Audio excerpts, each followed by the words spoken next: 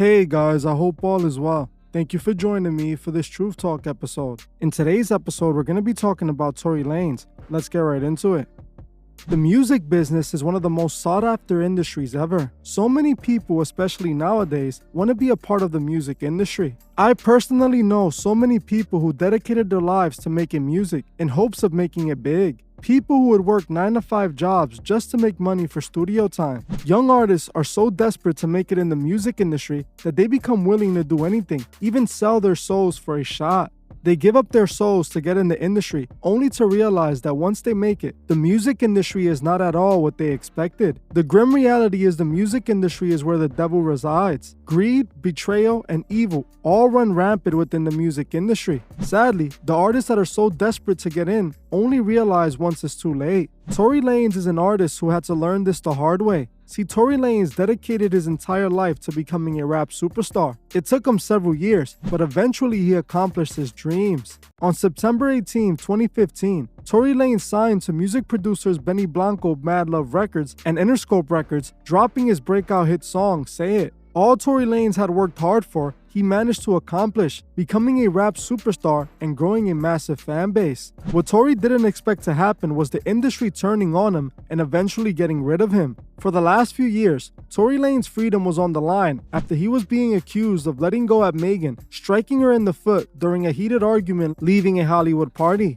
For quite a long time, people wondered what really happened on that night. According to Megan, Tory let go at her that night, but according to Tory, he never did such thing. He claimed that Roc Nation had contacted him, warning him not to talk about the situation or there would be consequences. From Roc Nation that says, yo, we heard you're gonna make a statement about what happened, and it'd be in your best interest if you don't make that statement. So I'm like, oh, okay, I don't understand what the issue of me telling my fans, like, yo, look, it's not that serious of a deal. I went to jail for whatever. It's like, I didn't get for that 2 days why that was an issue.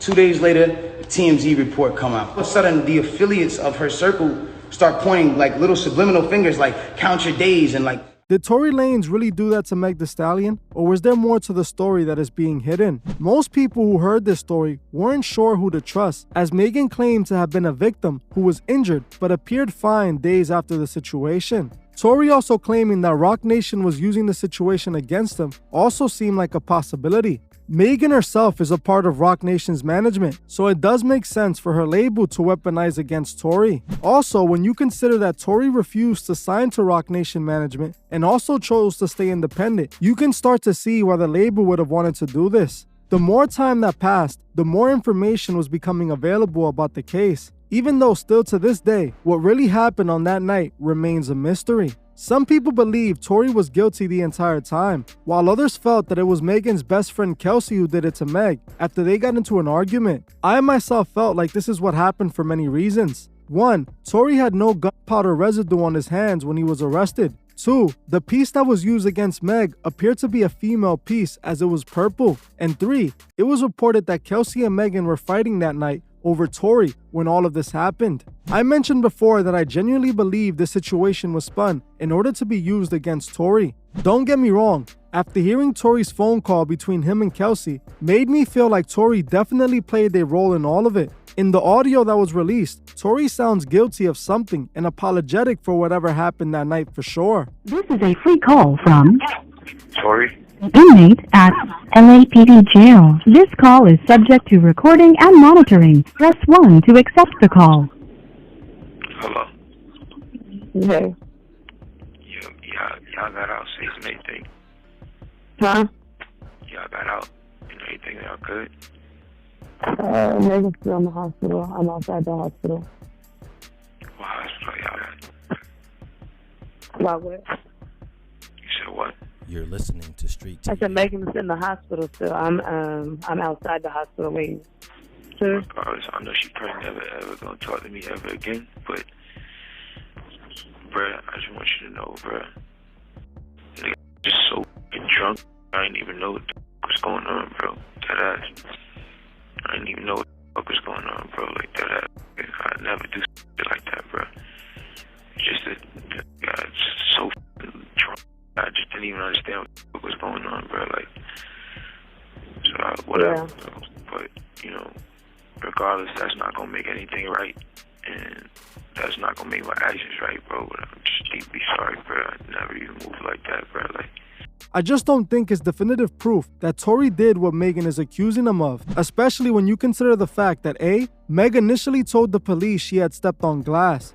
B, she allegedly decided to go back in the car with Tory after Tory supposedly did this to her. And C, she lied about being in a fight with Kelsey due to having a relationship with Tory. Don't get me wrong, I believe Tory most likely instigated the whole situation, but I don't think he let go at Megan. Tory, Megan, and Kelsey were all drinking, and they were all not in their right state of mind. One thing led to another, and what was supposed to be a fun night out turned into a life-changing moment. The interesting part of this was that most people who watched the trial felt that Tory was going to be found innocent. Kelsey, who was the prosecution's main witness, claimed that she didn't see Tory doing that to Meg. She turned on the prosecution and started to claim she didn't remember what happened on the stand.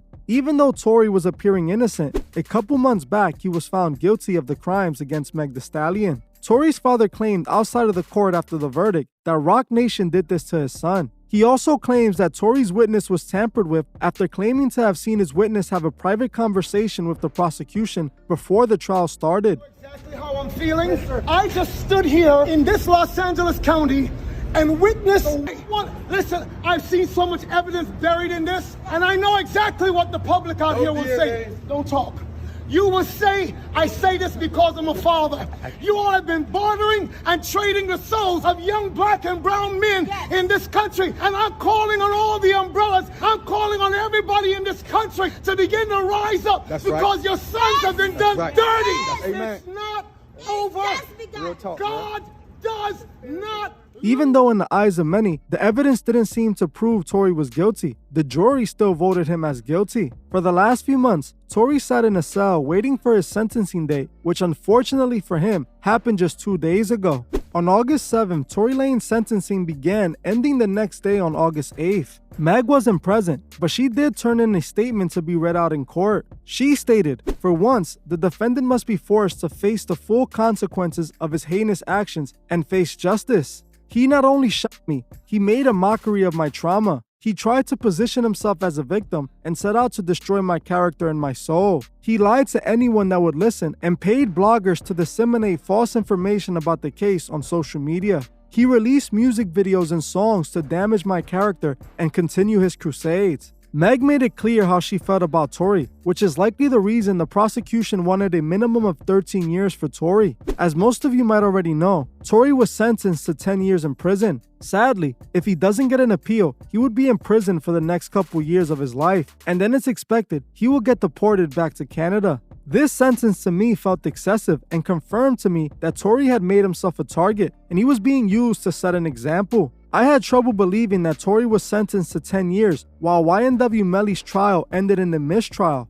Even though there was plenty of valid evidence painting Melly as guilty, the jury didn't label him as guilty. Initially, it was being reported by Melly's mother that 9 people had voted Melly not guilty. It turns out that this is not true, as one of the members of the jury confirmed that it was actually 11-1, 11 people voting Melly guilty and only 1 stating he was innocent. Allegedly, that one person managed to convince 2 other people to vote not guilty last minute. To me, that sounds like jury tampering, but anything goes for the Masonic puppet who ritually offered his 2 close friends. Tory's case, on the other hand, had plenty of holes in it that clearly showed something wasn't adding up. The difference is that Tory was trying to go independent and refused to re-sign a record deal after his contract ended. This is what I believe sealed his fate. Even if Tory was guilty of this, I don't think if he wasn't going against Roc Nation in the industry, he would be sentenced to 10 years. This was his punishment for trying to rebel and free himself from the contracts. Tory thought he can play the devil's game until he no longer wanted to play, but that's not how the game works.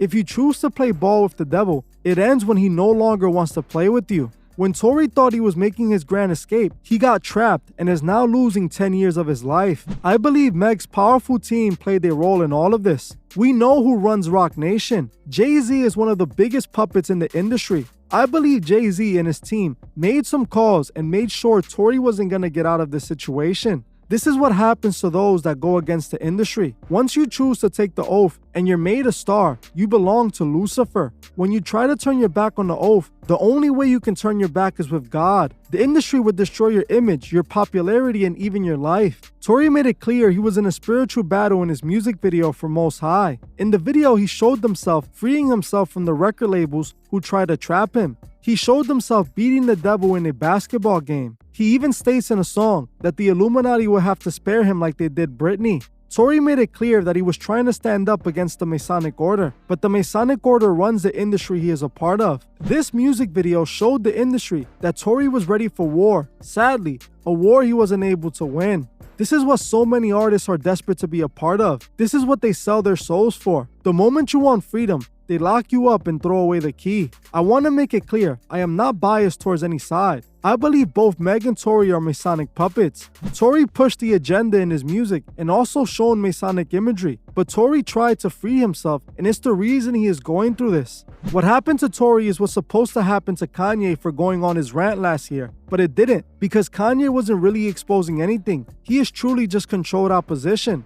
It's not worth selling your soul for temporary pleasures when you have to pay for it with your eternal life. I don't see Tory getting an appeal unless he signs a new record deal and gets back in line. It might be too late for Tory, but it's never too late for him to turn to God. Well, that's it for this video. Thank you all for watching, and I'll see you guys in the next one.